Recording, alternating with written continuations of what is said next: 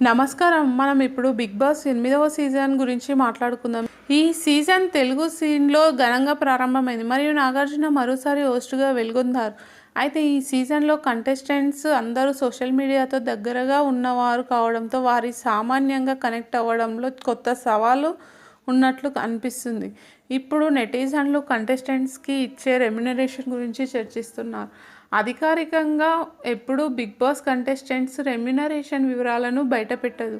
కానీ social media ద్వారా వచ్చిన సమాచారం ప్రకారం ఈ సీజన్లో హౌస్‌లోకి వచ్చిన కంటెస్టెంట్స్‌కి ఇచ్చే రెమ్యునరేషన్ వివరాలు ఇలా ఉన్నాయి. విష్ణుప్రియ, ఆమె అత్యధికంగా వారానికి 3,70,000 పొందబోతుంది. ఆమె యాంకర్గా ప్రసిద్ధి చెందింది. ఆదిత్య ఓం, ఈ సీజన్లో సినిమా నటుడిగా పాల్గొంటున్న ఆదిత్య ఓం వారానికి 3,00,000 అందుకుంటాడు. నిఖిల్, టీవీ నటుడిగా ఉన్న నిఖిల్ కూడా వారానికి 3,00,000 తీసుకోనున్నాడు. యష్మి గౌడ, టీవీ నటి అయిన యష్మి గౌడ వారానికి 2,50,000 రూపాయలు పొందబోతుంది.